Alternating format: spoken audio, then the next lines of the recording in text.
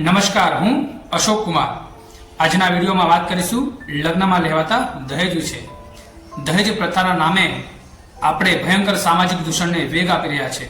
દહેજ લેવાના લીધે આપણી બેન દીકરીઓ દર વર્ષે શારીરિક અને માનસિક ત્રાસના લીધે પોતાનું જીવન ટૂંકાવે છે અને પોતાના બાળકોને રઝળતા મૂકે છે. ટૂંક સમયમાં હવે લગ્નની સિઝન આવી રહી છે.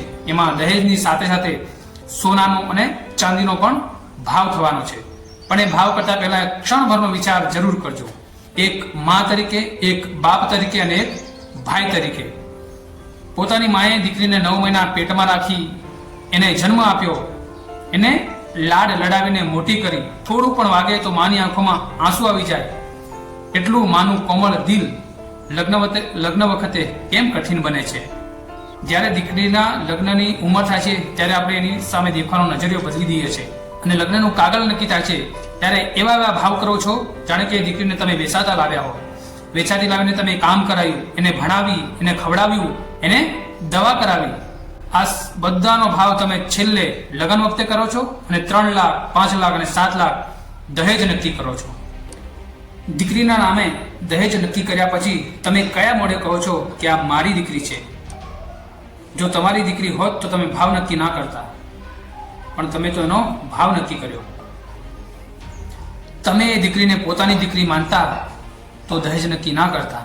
જો પોતાની દીકરી માનતા તો છાતી ઠોકીને કહેતા કે મારી દીકરીના લગ્નમાં જેટલો પણ ખર્ચો થાય એટલો હું મારા દમ પર કરીશ અને મારી દીકરીને હર્ષો ઉલ્લાસથી પરણાવીશ. પણ ના, તમારામાં છાતી ઠોકીને દીકરીના લગ્ન કરવાની તેવડ નથી, એટલે તો તમે સામેવાળા જોડે હાથ ફેલાય. એક બાજુ છોકરાનો બાપ છે જે છોકરી તરફથી 5 લાખ કે 8 લાખ દહેજ લેવાનું નક્કી કર્યું હોય, એની ચિંતામાં ને ચિંતામાં આ દરવાજેથી પેલા દરવાજે હાથ લંબાવે છે.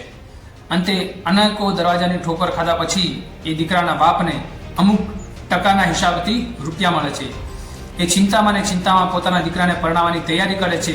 ઉપરથી પરુણાનો ખર્ચ, ડીજેનો ખર્ચ, મંડપનો ખર્ચ, જમવાનો ખર્ચ એ દીકરાના બાપને વધુ ચિંતામાં નાખે છે. અંતમાં લગ્નનું બિલ બને છે 15 લાખ કે 18 લાખ. બસ આ જ બિલ નવા પરણેલા દીકરી અને દીકરાને જીવનને બરબાદ કરી નાખે છે. એ દીકરા અને દીકરીને લગ્નની ખુશી કરતાં માથે દેવું થવાનું દુઃખ વધારે હોય છે.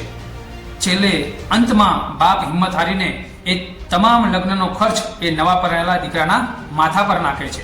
એ તો માંડ નવજીવનમાં દીકરી અને દીકરાએ પગ મૂક્યો હોય અને ઉપરથી 13 લાખ 15 લાખનું દેવું એ નવા જીવનની ખુશીઓ છીનવી લે છે.